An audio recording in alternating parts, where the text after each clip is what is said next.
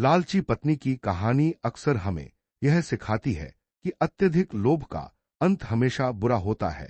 यहाँ एक लालची पत्नी की एक बेहद रोचक और शिक्षाप्रद कहानी दी गई है। एक गरीब लकड़हारा और उसकी महत्वाकांक्षी पत्नी। बहुत समय पहले की बात है।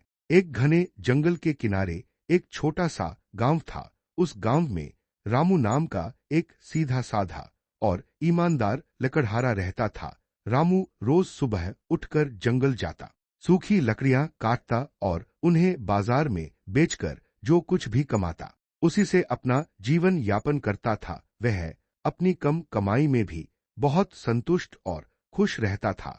रामू की पत्नी का नाम विमला था। विमला स्वभाव से रामू के बिल्कुल विपरीत थी। वह बेहद लालची, असंतोषी और महत्वाकांक्षी महिला थी। उसे हमेशा इस बात का मलाल रहता था कि वह एक गरीब घर में ब्याही गई है। वह हर समय अपनी किस्मत को कोसती रहती और दूसरे अमीर लोगों के रहन सहन, कीमती कपड़ों और गहनों को देखकर जलती रहती थी। वह रोज रामू से कहती, तुम जिंदगी भर इस फटेहाल हालत में ही रहोगे, कुछ बड़ा सोचो। कब तक हम इस टूटी हुई झोपड़ी में रहेंगे और यह रूखा सूखा खाना खाएंगे। रामू उसे हमेशा समझाता कि इंसान को अपनी मेहनत पर भरोसा रखना चाहिए और जितना है उसी में खुश रहना चाहिए। लेकिन विमला पर इन बातों का कोई असर नहीं होता था। चमत्कारी हंस से मुलाकात। एक दिन रामू जंगल में बहुत अंदर तक चला गया। वह लकड़ियां काटते काटते थक गया था, इसलिए एक विशाल बरगद के पेड़ के नीचे आराम करने बैठ गया। तभी उसे एक झाड़ी में से किसी पक्षी के कराहने की आवाज सुनाई दी। रामू ने जाकर देखा तो वहां एक सुंदर हंस फंसा हुआ था, जिसके पंख सुनहरे रंग के थे। वह हंस एक शिकारी के जाल में उलझ गया था और तड़प रहा था। दयालु रामू ने तुरंत अपनी कुल्हाड़ी रखी और बहुत सावधानी से उस हंस को जाल से बाहर निकाला। हंस के पैर में चोट लगी थी। रामू ने जंगल से कुछ जड़ी बूटियां खोजी, उन्हें पीसकर हंस के घाव पर लगाया और अपनी पोटली से थोड़ा पानी पिलाया। कुछ ही देर में हंस ठीक महसूस करने लगा। तभी एक चमत्कार हुआ। वह हंस इंसानी आवाज में बोल उठा, हे भले इंसान, तुमने आज मेरी जान बचाई है। मैं कोई साधारण हंस नहीं, बल्कि एक चमत्कारी हंस हूं। तुम्हारी इस दयालुता से मैं बहुत प्रसन्न हूं। मांगो, तुम्हें क्या चाहिए। रामू स्वभाव से लालची नहीं था। उसने हाथ जोड़कर कहा, मुझे कुछ नहीं चाहिए पक्षीराज, मैंने तो बस एक जीव की रक्षा की है। आप सुरक्षित अपने घर लौट जाए, मेरे लिए यही बहुत है। हंस रामू की सादगी देखकर और अधिक प्रभावित हुआ। उसने कहा, तुम्हारी सच्चाई और निस्वार्थ भावना का इनाम तुम्हें मिलना ही चाहिए। मैं तुम्हें यह चमत्कारी मटका देता हूं। तुम इससे जो भी खाने की चीज या साधारण जरूरत की वस्तु मांगोगे, यह तुरंत प्रकट कर देगा। लेकिन याद रखना, इसका उपयोग केवल अपनी जरूरत भर के लिए ही करना। जिस दिन तुम्हारा लोभ बढ़ेगा, यह मटका गायब हो जाएगा। रामू मटका लेकर बेहद खुश हुआ। उसने हंस को धन्यवाद दिया और शाम को अपने घर लौट आया। विमला का बढ़ता हुआ लालच घर पहुंचकर रामू ने विमला को पूरी बात बताई और चमत्कारी मटके से कुछ स्वादिष्ट भोजन मांगा। देखते ही देखते मटके से तरह तरह के पकवान, मिठाइयां और फल बाहर आ गए। विमला की आंखें फटी की फटी रह गईं। उसने ऐसा स्वादिष्ट खाना अपने पूरे जीवन में नहीं देखा था। दोनों ने भरपेट भोजन किया। शुरुआत में तो कुछ दिन सब ठीक चला। रामू ने जंगल जाकर लकड़ियां काटना बंद कर दिया, क्योंकि मटके से उनकी रोजमर्रा की जरूरतें आसानी से पूरी हो रही थी। लेकिन विमला का लालच कहाँ रुकने वाला था। कुछ दिनों बाद, हम इस टूटी झोपड़ी में कब तक रहेंगे। अब हमारे पास यह जादुई मटका है, इससे कहो कि हमारे लिए एक बड़ा और आलीशान मकान बना दे। रामू ने मना किया। विमला, हंस ने कहा था कि सिर्फ जरूरत भर की चीजें ही मांगना, हमारा लालच हमें ले डूबेगा।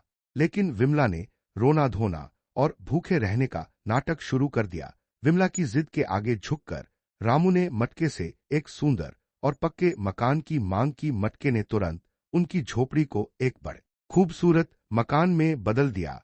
अब विमला की भूख और बढ़ गई। उसे लगा कि जब इस मटके से सब कुछ मिल सकता है तो वह साधारण जीवन क्यों जिए।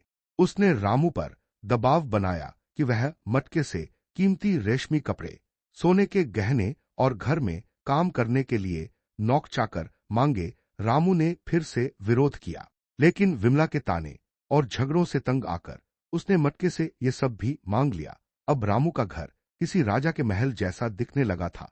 विमला दिन भर सोने के गहनों से लदी रहती और गांव की दूसरी महिलाओं को नीचा दिखाती। गांव के लोग उनके इस अचानक आए अमीरपन को देखकर हैरान थे। लालच की पराकाष्ठा कहते हैं कि लालच एक ऐसी आग है जिसे जितना ईंधन दो वह उतनी ही तेज भड़कती है। विमला के साथ भी यही हुआ। अब वह गांव की सबसे अमीर महिला बन चुकी थी, लेकिन उसका मन शांत नहीं था। एक रात विमला सो नहीं पा रही थी। उसके दिमाग में एक नया विचार आया। उसने रामू को जगाया और कहा, सुनो जी, यह मटका तो अद्भुत है, लेकिन मुझे डर है कि कहीं कोई इसे चुरा न ले, या फिर अगर वह चमत्कारी हंस इसे वापस ले गया तो हम फिर से कंगाल हो जाएंगे। रामू ने नींद में कहा, तो तुम क्या चाहती हो? हमारे पास जरूरत से ज्यादा सब कुछ है। विमला ने अपनी आंखें चमकाते हुए कहा, मैं चाहती हूं कि हम इस मटके से सीधे उस चमत्कारी हंस को ही मांग ले। हम उस हंस को अपने घर में एक सोने के पिंजरे में कैद कर लेंगे। फिर वह हंस रोज हमें सोने के अंडे देगा या सीधे सोने की मोहरें बरसाएगा। इसके बाद हमें मटके की भी जरूरत नहीं होगी। हम इस पूरे राज्य के सबसे अमीर और शक्तिशाली लोग बन जाएंगे, यहां तक कि राजा भी हमारे सामने झुकेंगे। रामू विमला की यह बात सुनकर कांप उठा। उसने गुस्से में कहा, विमला, तुम पागल हो गई हो। उस हंस ने हमारी गरीबी दूर की, हमें इतना सब कुछ दिया, और तुम उसी परोपकारी हंस को कैद करना चाहती हो। यह सरासर धोखा और घोर पाप है। मैं ऐसा कभी नहीं करूंगा। लेकिन विमला का लालच अंधा हो चुका था। उसने रामू को धमकी दी, अगर तुमने मटके से उस हंस को नहीं मांगा तो मैं कुएं में कूदकर अपनी जान दे दूंगी। इस गरीबी और डर डर कर जीने से अच्छा है कि मैं मर जाऊं। रामू अपनी पत्नी से बहुत प्यार करता था और उसकी जान को खतरे में नहीं डालना चाहता था। वह विमला की इस भयानक जिद के सामने टूट गया। उसने भारी मन से और कांपते हाथों से मटके को उठाया। रामू ने मटके के सामने आंखें बंद की और कहा, हे चमत्कारी मटके, मेरी पत्नी की इच्छा है कि तुम उस सुनहरे पंखों वाले हंस को यहां हमारे सामने प्रकट कर दो, ताकि हम उसे हमेशा के लिए अपने पास रख सके। सब कुछ गनवा दिया। जैसे ही रामू ने ये शब्द कहे, मटके के अंदर से कोई रोशनी नहीं निकली। इसके विपरीत एक तेज गड़गड़ाहट की आवाज हुई। आसमान में जोर से बिजली कड़की। मटके में से एक तेज धुएं का गुबार निकला और उस धुएं के बीच में वही सुनहरे पंखों वाला हंस प्रकट हुआ। लेकिन इस बार हंस के चेहरे पर वह सौम्यता और दयालुता नहीं थी, बल्कि उसकी आंखें क्रोध से लाल थीं। हंस ने कड़कती हुई आवाज में कहा, नीच और कृतघ्न इंसानों, रामू, मैंने तुम्हारी दयालुता देखकर तुम्हें यह मटका दिया था ताकि तुम सम्मान से जी सको, लेकिन तुम्हारी पत्नी के लालच ने तुम्हारी बुद्धि भ्रष्ट कर दी। तुमने उस जीव को ही कैद करने की सोची जिसने तुम्हारी किस्मत बदली थी।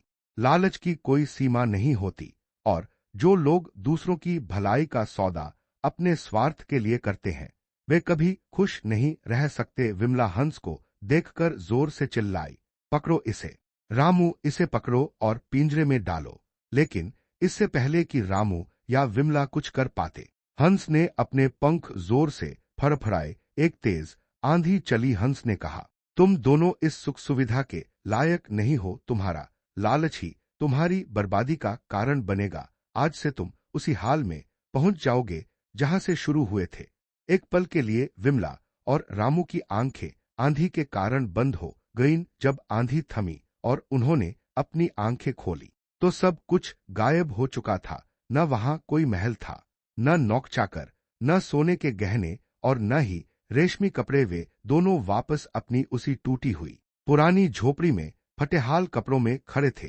वह चमत्कारी मटका और हंस भी हमेशा के लिए गायब हो चुके थे। पछतावा और सीख। विमला अपने फटे हुए कपड़ों और टूटी झोपड़ी को देखकर फूट फूट कर रोने लगी। वह जमीन पर बैठकर अपनी छाती पीट रही थी और चिल्ला रही थी, यह क्या हो गया?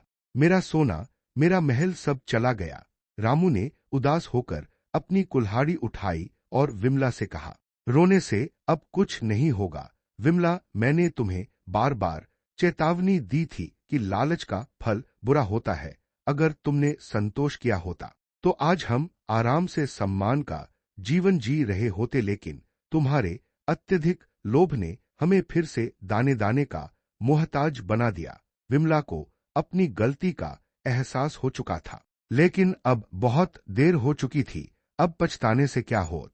जब चिड़िया चुग गई खेत, विमला का सिर शर्म और पछतावे से झुक गया।